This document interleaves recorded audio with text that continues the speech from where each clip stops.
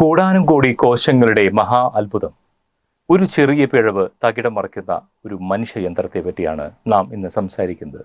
രാവിലെ ഉണരുന്നത് മുതൽ രാത്രി ഉറങ്ങാൻ കിടക്കുന്നത് വരെ നമ്മൾ പലതും ചിന്തിക്കുന്നു, പ്രവർത്തിക്കുന്നു, വികാരങ്ങൾ പ്രകടിപ്പിക്കുന്നു. എന്നാൽ ഈ ശരീരത്തിനുള്ളിൽ സെക്കൻഡിൽ കോടിക്കണക്കിന് പ്രവർത്തനങ്ങൾ നിയന്ത്രിക്കുന്ന ഒരു സൂപ്പർ കമ്പ്യൂട്ടർ ഉണ്ടെന്ന കാര്യം നമ്മൾ എത്രത്തോളം ആലോചിക്കാറുണ്ട്? അതെ, കോടാനും കോടി കോശങ്ങൾ, ന്യൂറോണുകളും ചേർന്ന് പ്രവർത്തിക്കുന്ന പ്രപഞ്ചത്തിലെ ഏറ്റവും സങ്കീർണമായ ഒരു ജൈവ യന്ത്രമാണ് മനുഷ്യ ശരീരം. ഈ മഹാവിസ്മയത്തിന് പിന്നിലെ യാഥാർത്ഥ്യങ്ങളും അവിടെ സംഭവിക്കുന്ന ഒരു ചെറിയ തകരാറ് പോലും നമ്മുടെ ജീവിതത്തെ എങ്ങനെ മാറ്റിമറിക്കുമെന്നും നമുക്ക് നോക്കാം. നമ്മുടെ തലച്ചോറിൽ മാത്രം ഏകദേശം 8600 കോടി ന്യൂറോണുകൾ ഉണ്ടെന്നാണ് ശാസ്ത്രം പറയുന്നത്.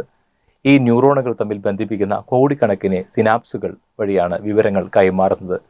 ഒരു കമ്പ്യൂട്ടർ നെറ്റ്വർക്കിനേക്കാൾ എത്രയോ വേഗതയിലും കൃത്യതയിലുമാണ് ഈ വിവരവിനിമയം നടക്കുന്നത്. നമ്മൾ ഒരു ചൂടുള്ള പാത്രത്തിൽ തൊടുമ്പോൾ ആ വിവരം തലച്ചോറിലെത്തിച്ച് കൈ പിൻവലിക്കുവാൻ നിർദ്ദേശം നൽകുന്നത് ഒരു നിമിഷത്തിൻ്റെ കോടിയിലൊരു അംശം സമയം കൊണ്ടാണ്.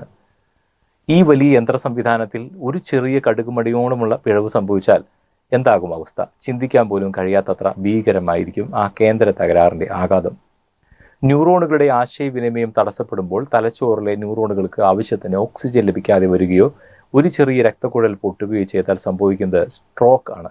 മിനിറ്റുകൾക്കുള്ളിൽ ലക്ഷക്കണക്കിന് ന്യൂറോണുകൾ ചത്തുപോകാം. ഇതൊരു വ്യക്തിയുടെ സംസാരശേഷിയോ ചലനശേഷിയോ പൂർണ്ണമായി ഇല്ലാതാക്കാം.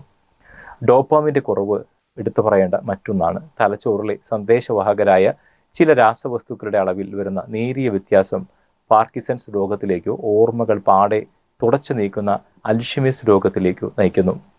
കോശങ്ങളുടെ അനിയന്ത്രിതമായ വളർച്ച കൊണ്ട് കോശങ്ങളുടെ വിഭജന പ്രക്രിയയിൽ DNA സംഭവിക്കുന്ന ഒരു ചെറിയ കോപ്പിംഗ് പിഴവ് മതി അത് മാരകമായ ക്യാൻസർ എന്ന അവസ്ഥയിലേക്ക് വഴിമാറാൻ. നമ്മുടെ ചിരിയും കരച്ചിലും സ്നേഹവും ദേഷ്യവുമെല്ലാം ഈ കോശങ്ങളുടെയും ഹോർമോണുകളുടെയും കളികളാണ്. പൂർണ്ണ ആരോഗ്യവാനായിരിക്കുന്ന ഒരാൾ നാളെ രാവിലെ എഴുന്നേൽക്കുമ്പോൾ സ്വന്തം കൈകാലുകൾ അനക്കാൻ കഴിയാതെ വരികയോ പ്രിയപ്പെട്ടവരുടെ മുഖം തിരിച്ചറിയാൻ പറ്റാതെ വരികയോ ചെയ്യുന്ന അവസ്ഥ എത്രത്തോളം ഭയാനകമാണ്. ഒരു ചെറിയ സ്വിച്ചിൻ്റെ തകരാർ കാരണം ഇരുട്ടിലാകുന്ന ഒരു വലിയ നഗരം പോലെയാണ് മനുഷ്യ ശരീരം. കേന്ദ്ര നിയന്ത്രണ സംവിധാനത്തിലെ ഒരു ചെറിയ പിഴവ് മതി ആ കോടീശ്വരനായ യന്ത്രത്തെ നിശ്ചലമാക്കാൻ. നമ്മുടെ നിയന്ത്രണത്തിലല്ല ഈ യന്ത്രത്തിൻ്റെ ഭൂരിഭാഗം പ്രവർത്തനങ്ങളും. അത് അതിൻ്റെ വഴിക്ക് കൃത്യമായി നടക്കുന്നത് കൊണ്ടാണ് നമ്മൾ ഇന്ന് ജീവനോടെ ഇരിക്കുന്നതും ഈ വരികൾ ഞാൻ പറയുന്നതും.